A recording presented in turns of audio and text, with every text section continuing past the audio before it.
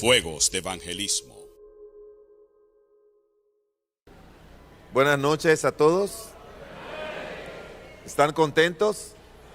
A ver, levanten la mano todos los que están tristes. Tienen que esperar. Levanten la mano todos los que están gozosos y contentos en esta hora. Qué bueno.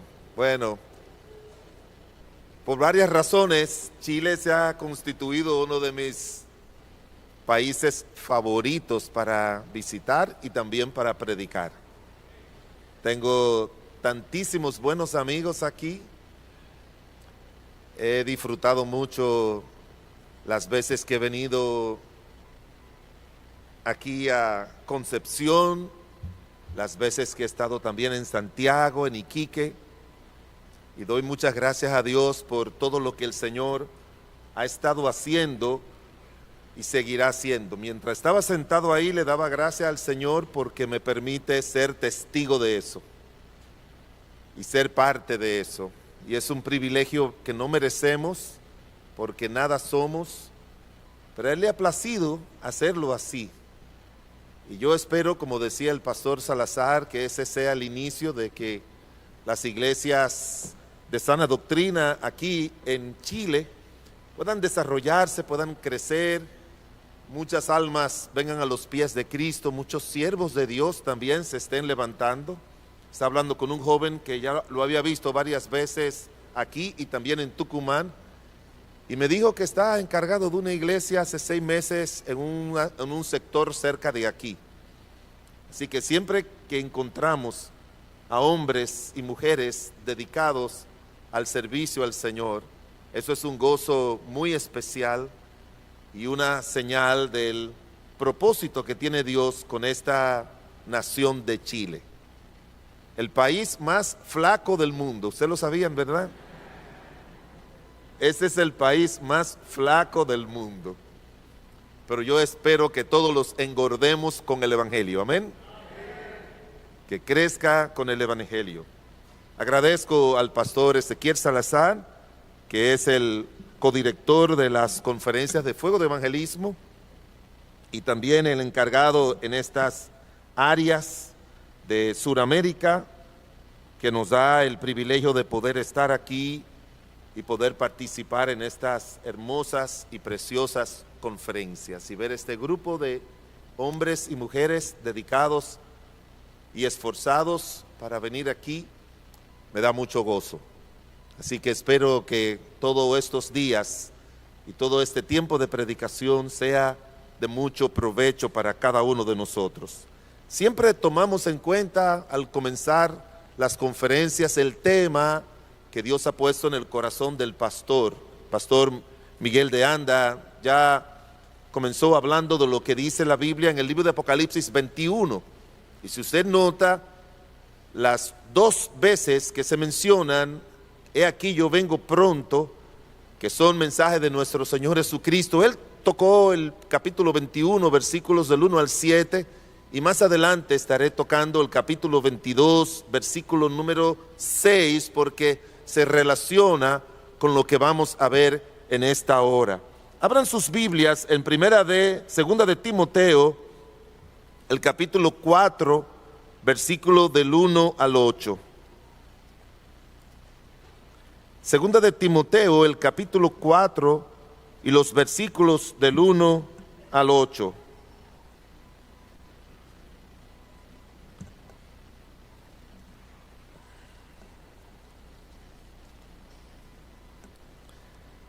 Segunda de Timoteo, capítulo 4, versículos del 1 al 8. Si pueden ponerse en pie y leerlo junto conmigo. Yo voy a leer el primero, ustedes leen el segundo, y todos terminamos leyendo juntos el versículo número 8. Te encarezco delante de Dios y del Señor Jesucristo, que juzgará a los vivos y a los muertos en su manifestación y en su reino. Prediques la palabra, que instes a tiempo y fuera de tiempo. Redarguye, reprende, exhorta con toda paciencia y doctrina.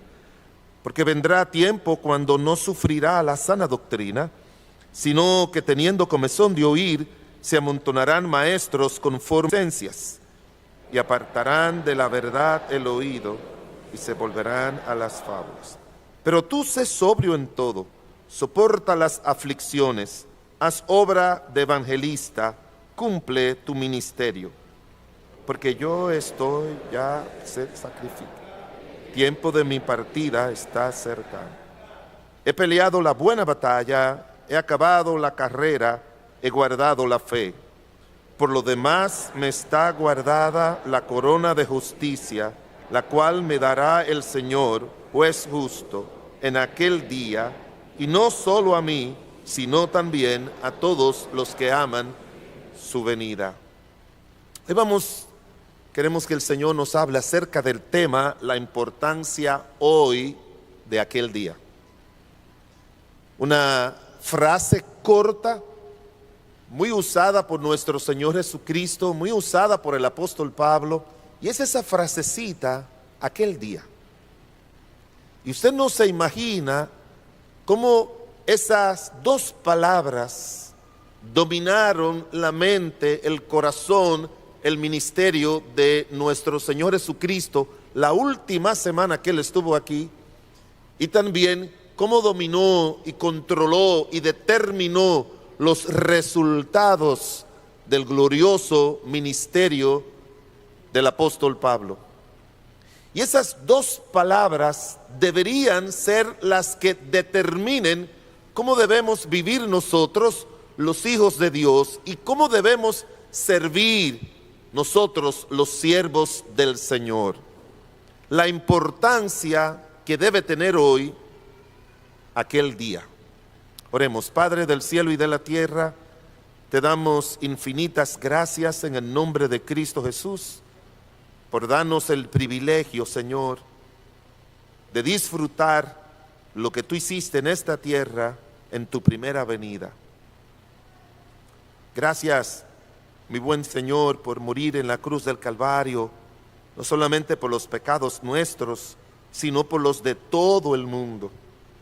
Tú no quieres que algunos sean salvos, tú quieres que todos sean salvos y vengan al conocimiento de la verdad.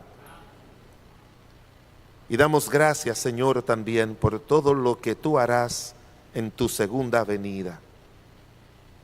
Pero mi Dios, lo que nos debe importar más a nosotros es lo que tú haces énfasis en el cristiano con respecto a tu segunda venida.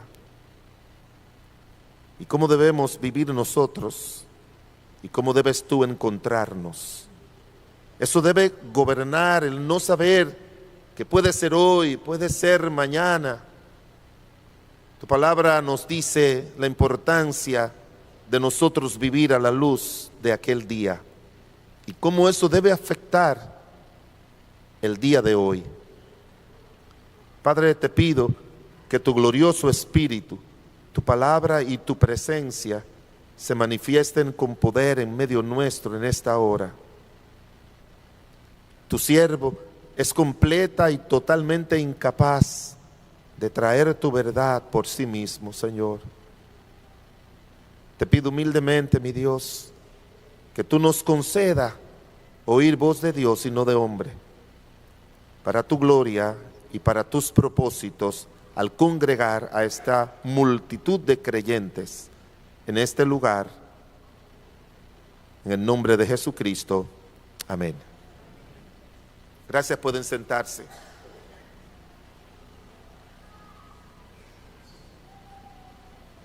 Si hay algo, hermanos, que fue el motor que impulsó todo el esfuerzo, la dedicación del apóstol Pablo en su ministerio, que lo hizo el ministerio más fructífero que ha tenido cualquier siervo de Dios en esta tierra después de nuestro Señor y Salvador Jesucristo. Lo que fue el motor cuando usted lee muchas de sus declaraciones es que él sabía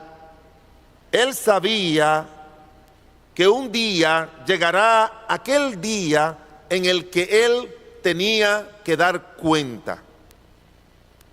Aquel día cuando se hace referencia en las Escrituras, refiriéndose a cuando nuestro Señor Jesucristo venga, si usted lee mucho acerca de la venida de Cristo, y yo tengo algunos versículos, solamente unos cuantos, se va a dar cuenta de que el Señor no nos pone a emocionarnos con que Él va a venir, nos va a dar un cuerpo nuevo, transformado, no habrá lágrimas ni dolor, aunque aparece en la Biblia que andaremos por calles de oro. Eso aparece en el libro final de Apocalipsis.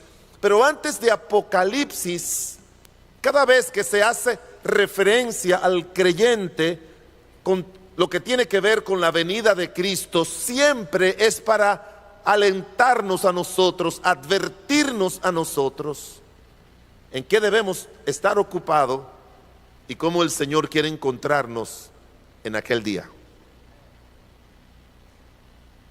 Y mirando casi todas las epístolas del apóstol Pablo, me di cuenta de que esa era la verdad que lo hacía él esforzarse, dedicarse a vivir para el Señor. Era la verdad que lo movía a él para siempre inclinar el corazón de los creyentes a vivir y a servir al Señor como debería ser.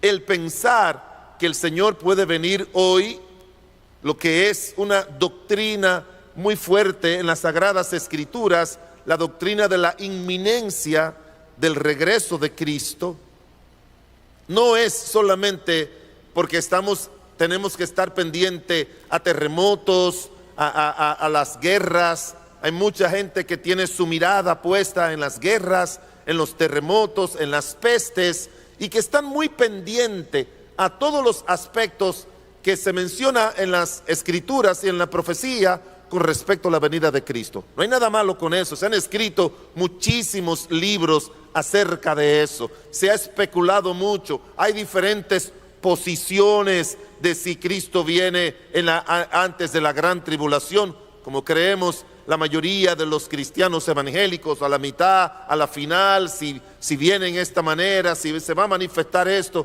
Todo eso es importante, interesante, todo eso es bueno.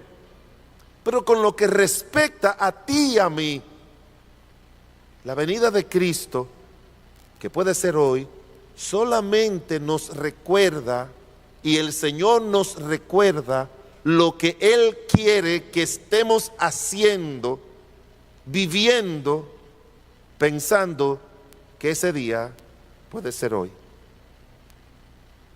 Eso fue dominante para el apóstol Pablo. Las menciones que suele hacer el apóstol Pablo de aquel día no aparecen, repito, como referencia a nuestro encuentro glorioso con el Señor en su gran mayoría, excepto Primera de Corintios el capítulo 15 o Primera de Tesalonicenses capítulo 4 versículo 13 o Primera de Tesalonicenses 5 o Segunda Tesalonicenses 2. Hablan acerca de eso. Pero más aún, como veremos en muchos textos, lo que Dios quiere es que cuando Cristo venga, nos encuentre ocupado en lo que Él quiere que estemos ocupados. Y si eso dominara el pensar que Él puede venir mañana, si a todos nos dijeran que Cristo va a venir mañana desde el cielo, usted y yo sabremos que usted, hermana, hoy no va a ver telenovela. Eso es seguro. Usted, hombre, no va a estar viendo pornografía.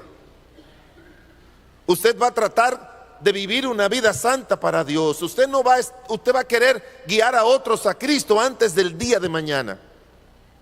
Eso, aunque no tenemos una fecha, en eso es que tenemos que estar ocupados, según dice la palabra de Dios.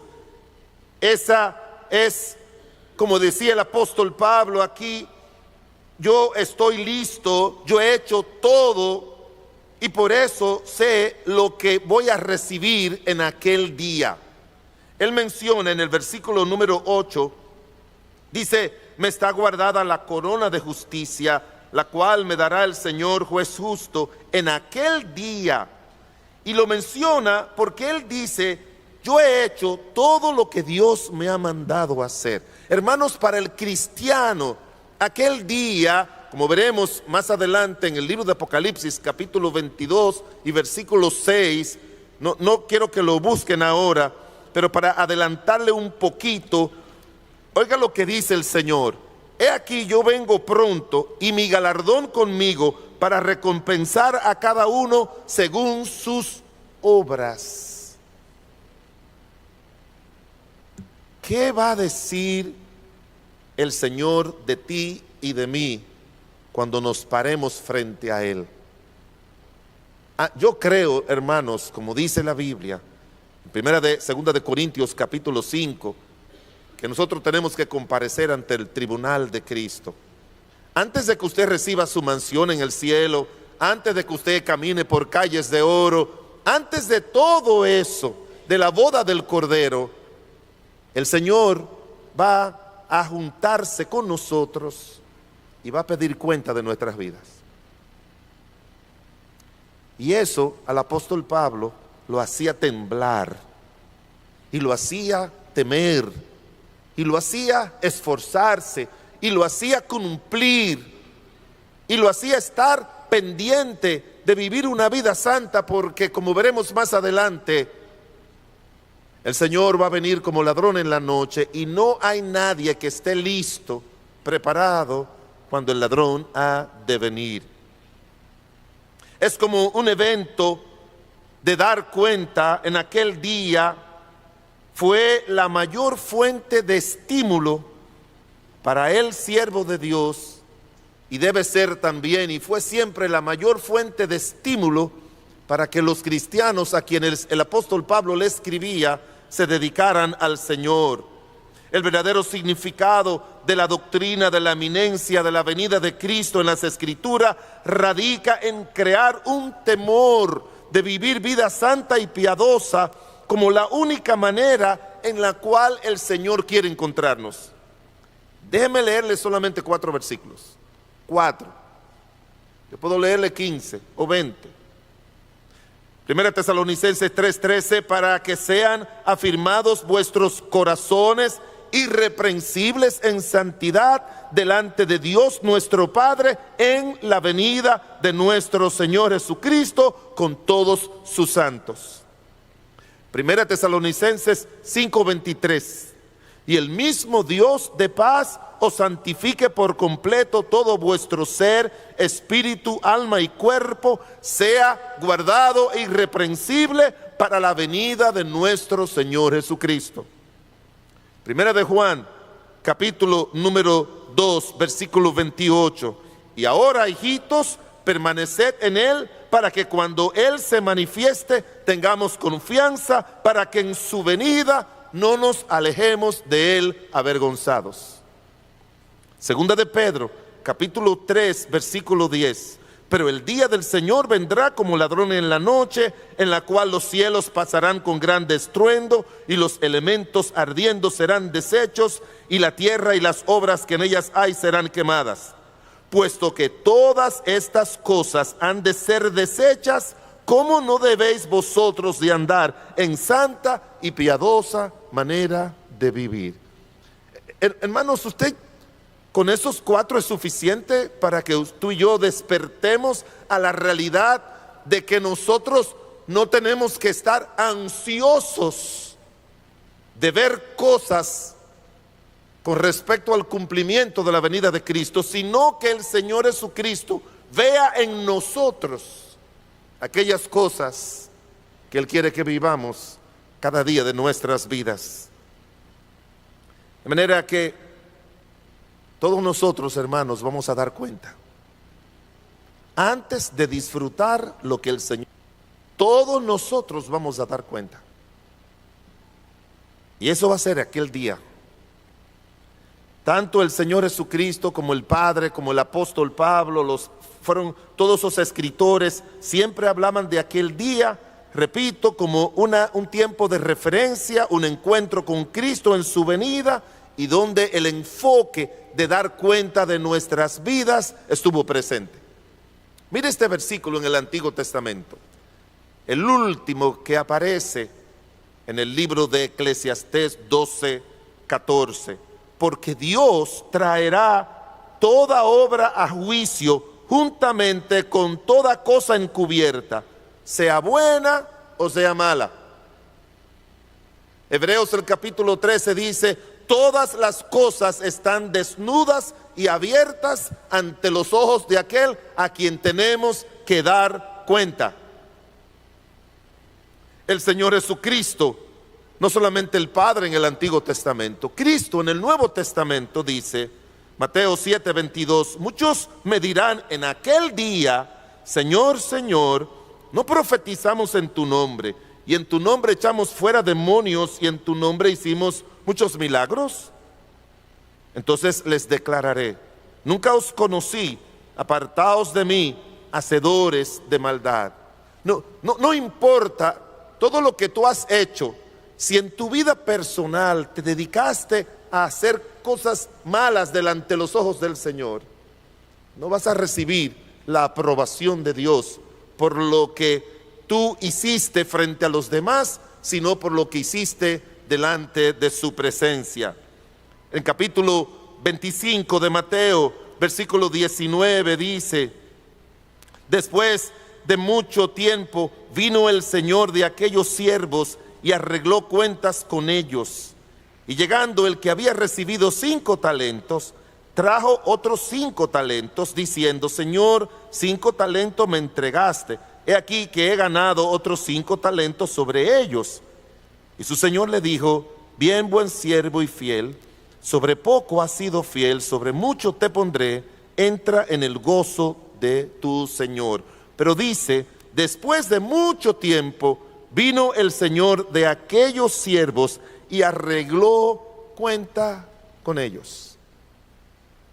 Hermanos, yo creo que tú y yo debemos salir de aquí convencidos de que un día, aquel día, cuando Él dice: he aquí vengo pronto, debería a cada uno de nosotros sentir ese temor fuerte de cómo Dios quiere encontrarme,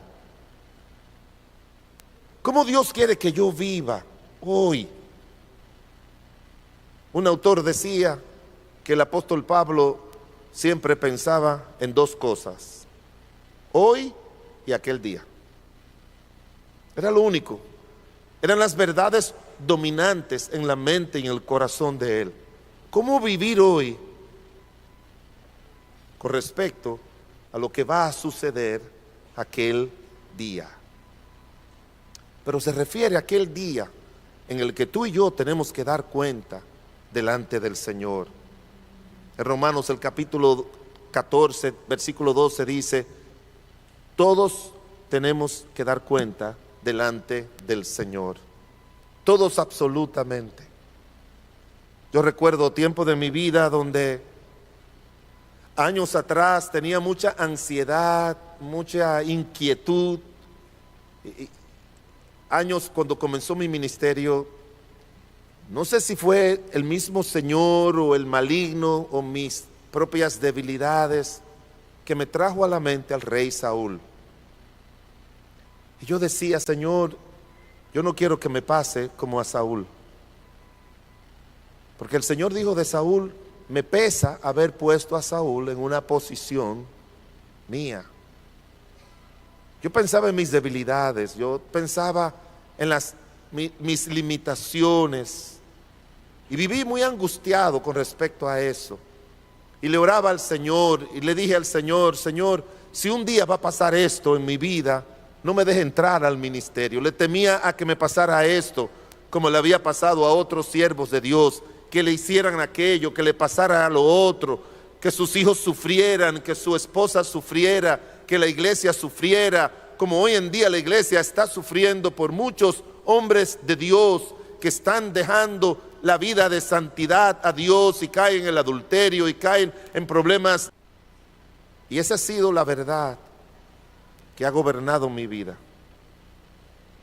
Yo no me voy a preocupar por mañana, yo me voy a preocupar por vivir para el Señor hoy y hacer lo que Él me manda hoy y orar hoy y leer mi Biblia hoy.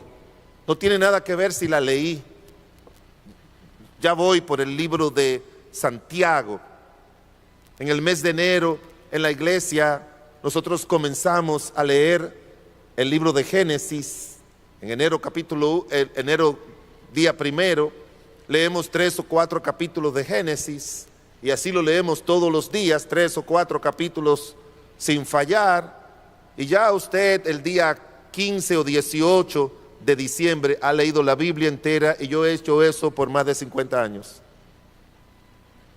Y lo único que hago es, hoy, mis 4 capítulos, mis 5 capítulos, hoy arrodillarme a orar las veces que ya yo he determinado hacerlo, hoy no mirar nada en el celular, ni en la internet, nada que no agrade a Dios, no decir nada, es esforzarme en vivir hoy para el Señor. Y les confieso que mientras preparaba todo eso, me di cuenta que tenía la mitad de la verdad de vivir para el Señor, que era vivir hoy. La otra mitad es pensar en aquel día. ¿Qué va a decir el Señor de mí como cristiano y como pastor, como esposo, como padre de mi vida, cuando Él abra todo en aquel día? Porque, hermanos, todo parece indicar que no va a ser un dar cuenta como secreto. Todo pareciera indicar como que va a ser algo público. Y que el Señor comience, yo no sé, no hay, los estudios teológicos no dan una definición de cómo va a ser el juicio, si va a ser a solas o va a ser frente a todos, no sé. Pero me daría mucha vergüenza que el Señor comience a decir cosas, que mi esposa solamente me mire y mis hijos me miren, en caso de que eso fuera así. Recuérdese, en caso de que eso fuera así.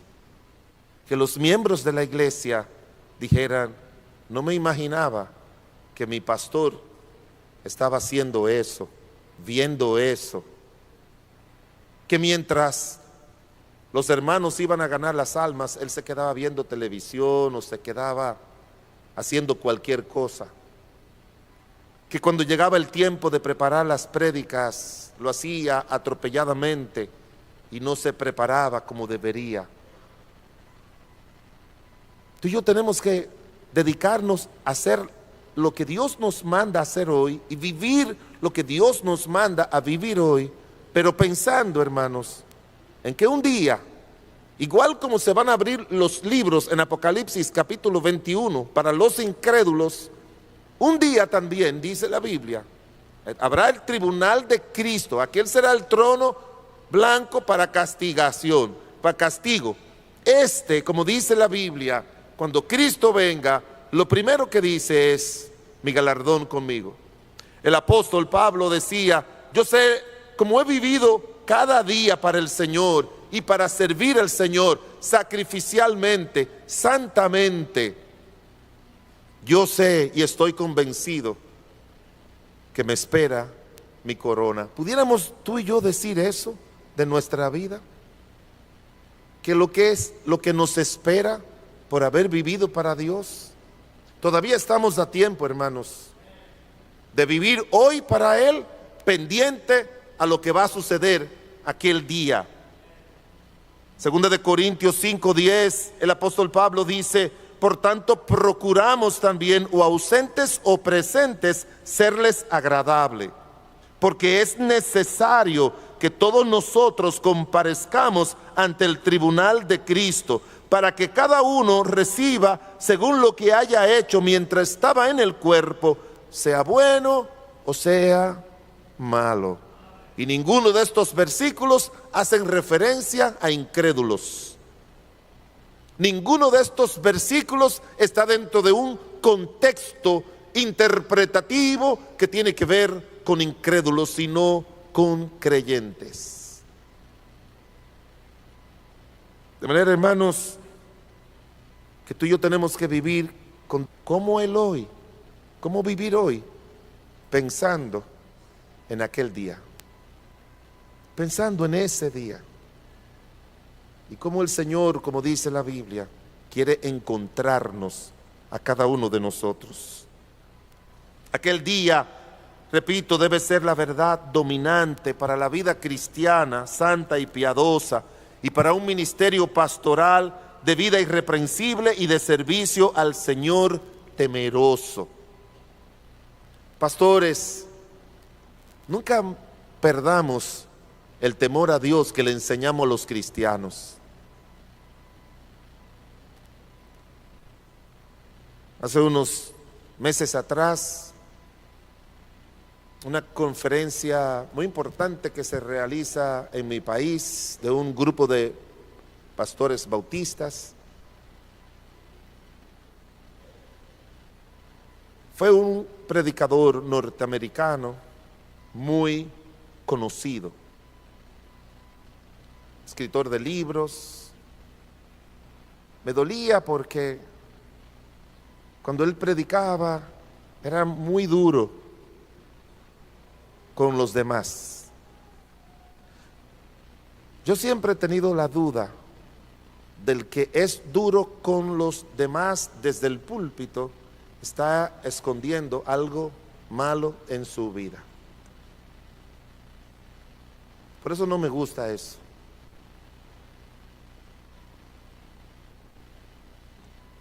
Y recibí una carta de él,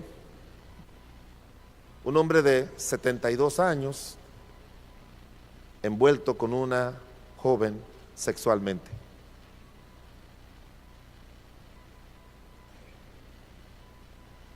Yo sé que ese hombre no estaba pensando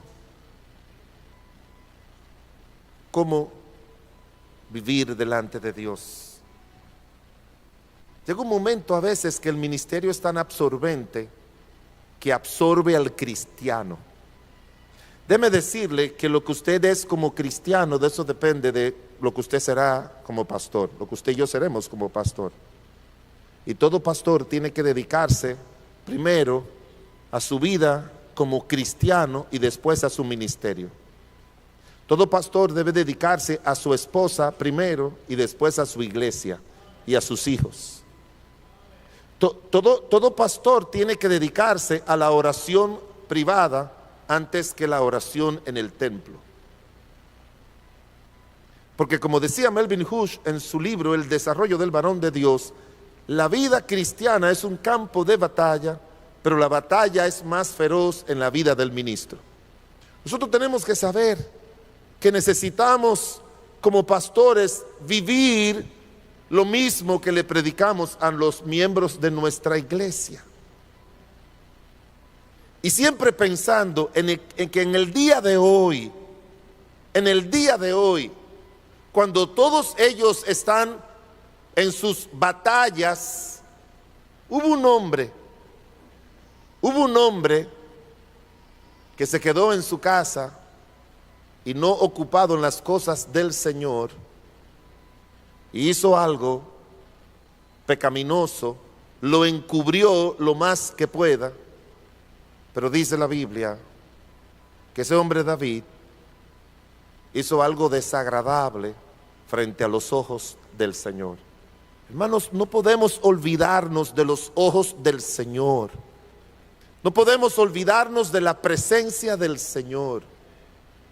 No podemos olvidarnos de que, como dice el Salmo 139, no hay lugar donde nosotros podamos escondernos. No podemos olvidar, como dice la Biblia, que todas las cosas están abiertas y desnudas.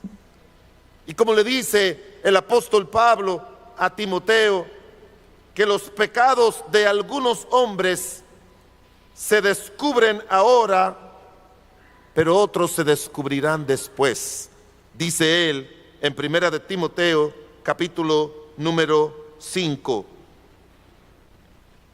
Los pecados de algunos hombres se harán patentes antes de que ellos vengan a juicio, mas otros se descubren después. Siempre piense en juicio. La venida de Cristo tiene que estar gobernada de que va a ser un tiempo antes de poner todas las cosas hermosas que se nos dicen, calles de oro, repito, una mansión en el cielo, todo ese tipo de cosas. Antes de todo eso, aquel día, todos tenemos que dar cuenta delante del Señor. Quiero puntualizar algunos aspectos específicos que se nos habla en la Biblia con respecto a aquel día y cómo debemos vivir nosotros. Acompáñenme en estos versículos, 1 de Corintios, el capítulo 3. 1 de Corintios, el capítulo 3.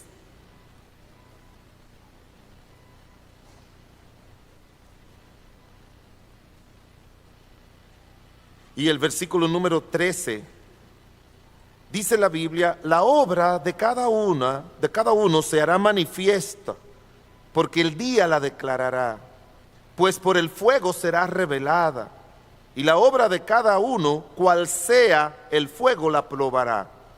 Si permaneciere la obra de alguno que sobreedificó, recibirá recompensa. Aquel día, hermanos, el pensar en aquel día, en primer lugar, debe determinar la calidad de nuestras obras. Tanto las obras personales como las obras que hacemos dentro de la obra del Señor.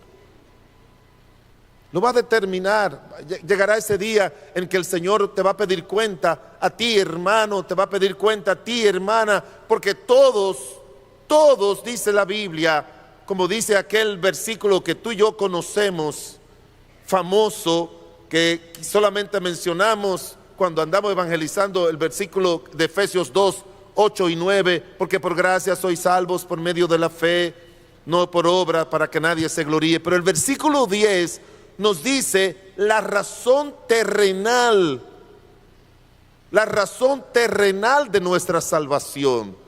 La salvación es eternal, pero la razón terrenal de la salvación es que somos hechos criaturas en Cristo para ocuparnos de buenas obras, las cuales Dios preparó de antemano para que anduviésemos en ella.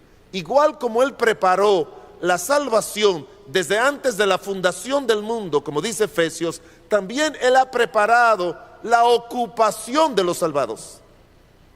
Y la ocupación de los salvados el Señor le llama obras. Obras que tenemos que hacer y que la Biblia la menciona de muchas maneras. No vamos a explicar todo, pero las obras tienen que ver cómo vivimos nosotros para Dios. Las obras tienen que ver cómo tratamos a los demás. Las obras tienen que ver con lo que hacemos para el servicio a Dios. La obra tiene que ver cómo servimos al prójimo. Las obras tienen que ver con todo lo que produce una vida cristiana en todas sus esferas, en el trabajo, donde quiera que estemos. Y por eso dice la palabra de Dios aquí que la obra de cada uno se hará manifiesta, y menciona siempre lo que tiene que ver con recompensa. Y si tú lo miras dentro del contexto más amplio, nosotros los pastores, se menciona aquí acerca de el que siembra, el que riega. Dice la Biblia que cada uno recibirá su recompensa conforme a su labor. Pastores, nosotros tenemos que estar siempre animando a los hermanos a que siembren y rieguen. Siempre. A mí me duele mucho esas congregaciones, como yo digo, que el pastor entró y habían 50, y a los 20 años de su ministerio hay 53. La razón por la que una iglesia no crece es cuando no le enseñamos a los hermanos que hacer la obra de Dios es sembrar y regar. Y si tú siembras y si tú riegas, Dios va a dar crecimiento. Pero si tú y yo no sembramos ni regamos, Dios no va a dar crecimiento. Donde no hay crecimiento, no es que Dios no está haciendo nada. Donde no hay crecimiento es donde los cristianos no están haciendo nada. y queremos avivamiento, el avivamiento no viene si nosotros no hacemos la obra del Señor. Aquel día debe determinar la calidad de nuestras obras, de nuestras ocupaciones, tanto personales, matrimoniales, como familiares, sociales. El cristiano, como le dice el apóstol Pablo a Tito, enseña a los hermanos para que se ocupen de buenas obras y no sean sin frutos. Nuestras obras son nuestro fruto. Lo que hacemos en favor de los demás, eso es lo que la Biblia llama fruto. Si tú sales por ahí y ves un árbol de manzana o de uvas, ustedes que tienen muchos viñedos, las uvas no se comen sus uvas. Yo cada vez que veo un árbol frutal y alguien quita su fruto, para mí yo me quedo mirando y siento como una sonrisa, como wow, qué bueno que lo que se ha producido, lo que Dios ha producido, porque es Dios el que produce el fruto, lo que Dios ha producido a través de mí ha bendecido, ha ayudado a otros.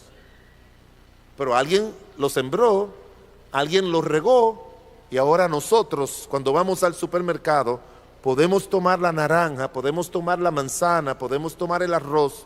Fue porque alguien sembró, alguien regó, Dios ha dado el crecimiento a esos árboles, y por eso nosotros tenemos para comer en nuestra casa. Lo mismo pasa en la iglesia, en la obra de Dios. Blackaby, hablando acerca del ministerio, él dice que el ministerio es movilizar a la gente a hacer la obra de Dios. No es movilizarlos solamente para que vengan a la iglesia, es movilizarlos para que hagan la obra del Señor. En segundo lugar, aquel día, mire lo que dice Primera Tesalonicenses, el capítulo 2, versículo 19. Primera Tesalonicenses 2:19.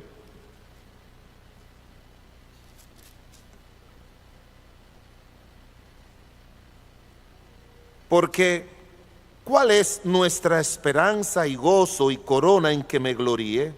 ¿No lo sois vosotros delante de nuestro Señor Jesucristo en su venida? Vosotros sois nuestra gloria y gozo. En segundo lugar, hermanos, el estar pensando en aquel día es lo que determina nuestro sacrificio por la obra del Señor. El apóstol Pablo, cuando le escribe a los hermanos de Tesalónica, le dice: ustedes saben cómo fue que yo fui a predicarle a ustedes. Y él les menciona todo lo que él sufrió y padeció, y cómo tuvo el denuedo y el valor para hacer eso. Y al final, cuando él sabe los resultados de una iglesia sólida, buena. Yo estuve en la ciudad de Tesalónica y no tuve el tiempo como para indagar acerca de qué vestigios hay de esa preciosa congregación que se estableció allá en esa ciudad muy bonita ahora, muy grande. Pero él dice: todo mi esfuerzo, todo mi sacrificio, todo mi trabajo tiene un resultado, que son vosotros. Vosotros, dice él, soy mi corona delante de nuestro Señor Jesucristo en su venida. Hay coronas que el Señor nos va a dar cuando Él venga, pero hay coronas que ya son el resultado de lo que hemos hecho en la obra del Señor. Usted sabe el gozo que uno siente cuando se están bautizando unos hermanos. Allá tratamos de hacer una ceremonia no rápida. Para nosotros el bautismo es un momento como muy especial. Y si bautizamos 10, 15, 20, 25, lo hacemos al pasito. Ellos dan su testimonio, lo llevan escrito, hablan, conversan. Me da mucho gozo cuando dice: y yo vine a Cristo por la hermana fulana. Y yo vine a Cristo por el hermano Juan. Recuerdo el último bautismo de la iglesia, don Marcelino, un hombre duro, y que fuimos a su casa y otra vez le hablamos del Señor y recibió a Cristo. Y dar ese testimonio, decir, el pastor fue a mi casa y me habló y tuvo paciencia hasta que recibí a Cristo. Y ahora, don Marcelino, con 78 años, cuando su esposa no quiere ir a la iglesia, él le dice, no, tenemos que ir a la iglesia. Y la esposa me dice, ese hombre está en su primer amor. ¿Usted sabe lo emocionante que es eso? Lo estimulante que es eso. Esas coronas. Dice la Biblia, el apóstol Pablo en segunda de Timoteo, él le dice, el Señor me dará la corona en su venida. Pero ahora él dice, ustedes son mi corona. No es jactancia. Él no se está jactando. Es lo que está diciendo, ustedes son el resultado de mi obediencia al Señor. Porque yo pienso siempre en aquel día, y como ese día puede ser hoy, yo quiero que el Señor me encuentre haciendo eso. Y que los vea a ustedes como resultado de eso. Filipenses, el capítulo 2 y el versículo número 16. Siempre él menciona aquel día o su venida. Siempre. Esa es la verdad dominante que impulsó el gran ministerio del apóstol Pablo. El libro de Filipenses, el capítulo 2, versículo 16 al 18 dice, asidos de la palabra de vida, para que en el día de Cristo yo pueda gloriarme de que no he corrido en vano, ni en vano he trabajado, aunque sea derramado en libación sobre el sacrificio y servicio de vuestra fe, me gozo y me regocijo con vosotros, y asimismo gozaos y regocijaos vosotros conmigo. Pensar en aquel día, hermanos, debe influir en la calidad de nuestro ministerio. Tiene que influir en la calidad de nuestro ministerio. Pablo preso, detenido, parado, que no podía llevar el evangelio, él escribe a estas iglesias. Recuérdese que esas epístolas las escribió él en la prisión. Él escribió Efesios, Filipenses, Colosenses. Probablemente esas fueron las epístolas que le escribió el apóstol Pablo, a Timoteo y a Filemón. Era un hombre que dice, no importa lo que los hombres hagan para que yo no sirva al Señor allá afuera, donde quiera que yo esté, yo voy a estar haciendo la obra del Señor. Y no solamente guió a la gente de Filipo a Cristo, como leemos en Hechos 16, sino que se mantenía siempre pendiente de ellos. Nosotros como pastores misioneros tenemos que estar pendiente de la gente, de los hermanos, de su condición, de su crecimiento. Si tenemos que hacer algo, levantar otros siervos de Dios para que nos ayuden, como tenía el apóstol Pablo, una playa de colaboradores, de hombres dedicados y fieles al Señor. Nosotros los pastores no solamente tenemos que ganar las almas, tenemos que capacitarlas, ayudarlas para que sigan adelante cuando nosotros no estemos. A veces yo voy a iglesias y me pregunto, ¿y qué va a pasar aquí cuando este hombre se muera? Porque él lo hace todo y no deja que nadie haga nada. Nadie sabe hacer nada, nadie está entrenado para hacer nada. Hablé con alguien sobre el entrenamiento y me dice, pastor, es que si uno lo prepara y lo pone en un grupo de gente, después me causan división. Oiga eso no es verdad.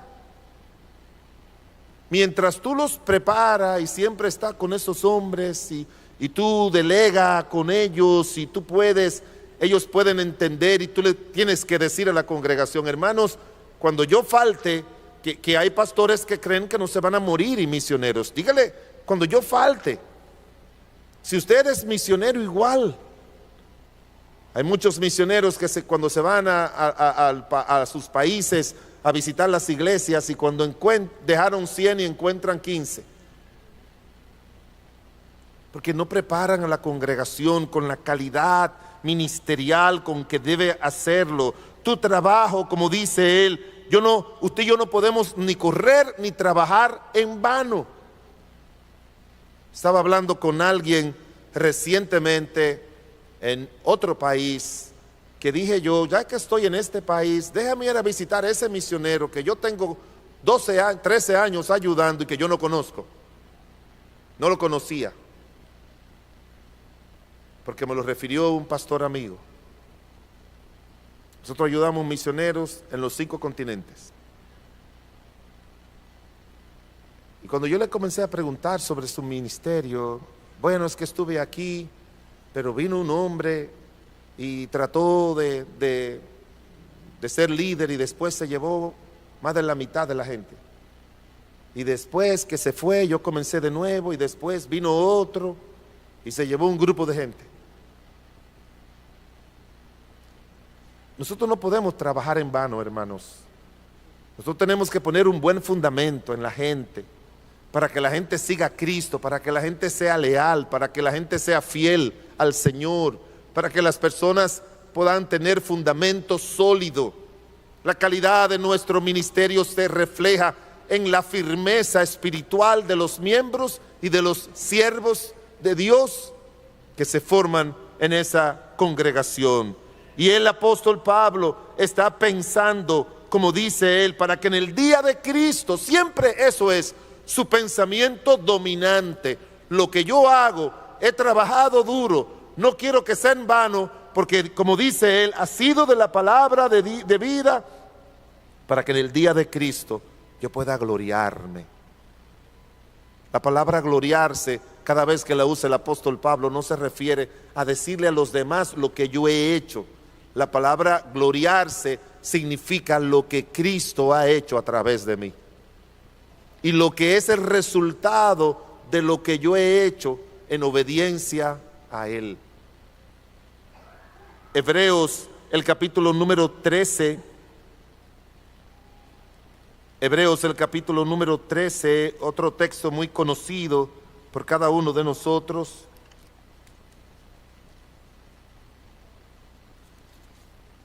Hebreos, el capítulo 13, versículo 17.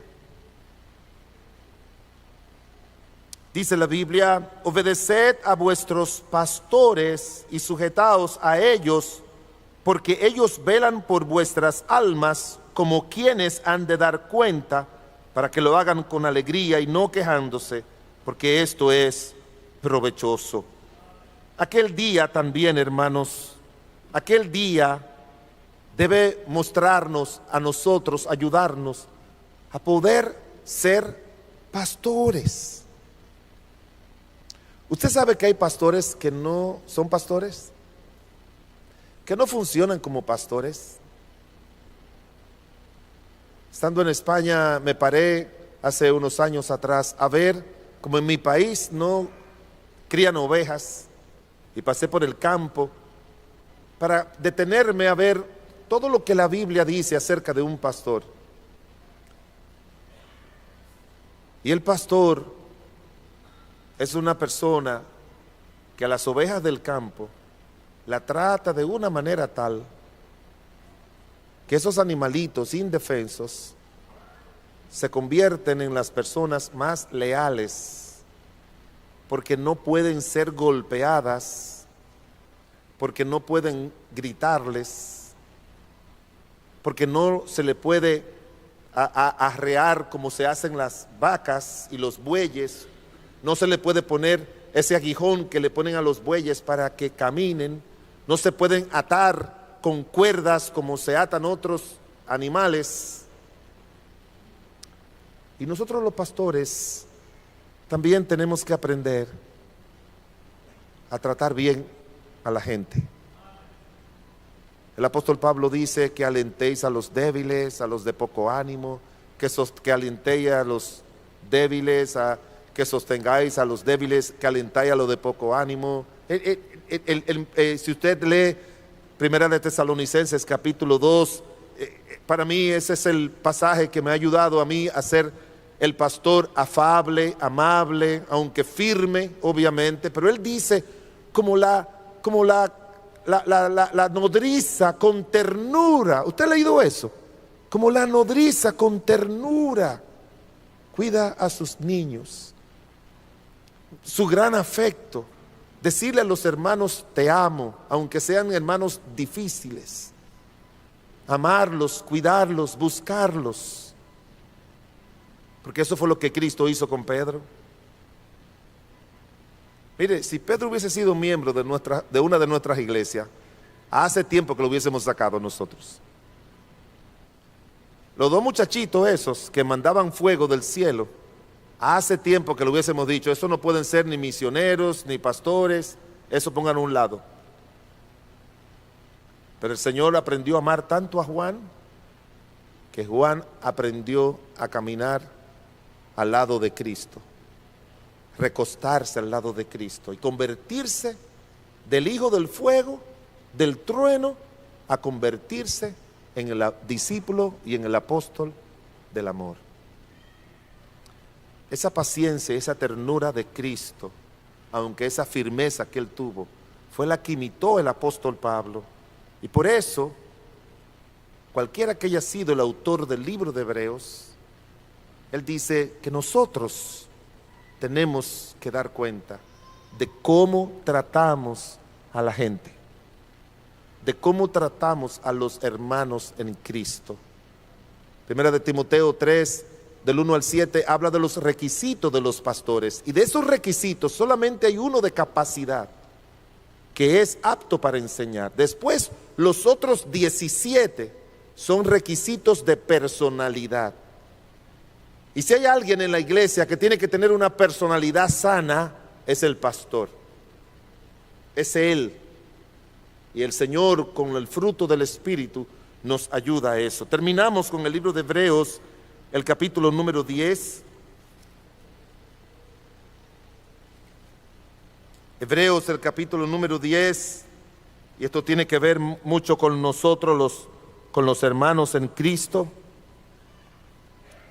Hebreos, el capítulo 10, versículo 23, dice: mantengámonos firmes sin fluctuar la profesión de nuestra esperanza, porque fiel es el que prometió. Y considerémonos unos a otros para estimularnos al amor y a las buenas obras, no dejando de congregarnos, como algunos tienen por costumbre, sino exhortándonos, y tanto más cuando veis que aquel día. ¿Sí recuerdan eso, hermanos? ¿Cuál es la frase? Aquel día se acerca. Si usted es un cristiano, busque cada día mantenerse firme en Cristo. Busque cada día ser un cristiano que no sea de doble ánimo, como dice la Biblia, sin fluctuar. Busque un cristiano que sea fiel. Busque ser un cristiano que la profesión de vivir para el Señor sea algo real. Busque ser un cristiano que estimule a los demás, que se ocupen de buenas obras. Busque ser un cristiano que nunca deje de congregarse,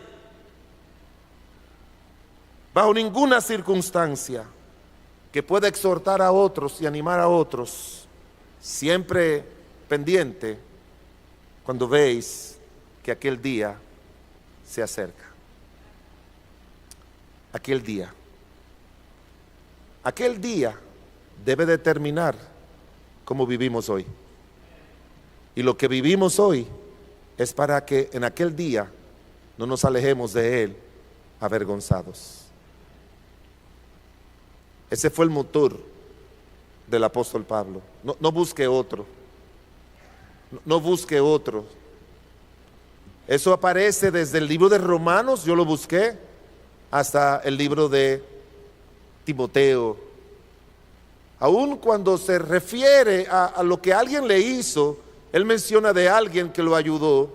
Dice, y que alcance misericordia del Señor en aquel día. Siempre él tenía eso en mente, que alcance misericordia en aquel día. Y el libro de Apocalipsis, como ya le leí, termina diciendo, ¿lo pueden leer conmigo, por favor? Apocalipsis, el capítulo número 22, versículo número 12. Ahora lo dice Cristo, ahora lo dice el Señor. El versículo anterior, versículo 11, dice, el que es injusto sea injusto todavía. El que es inmundo, sea inmundo todavía.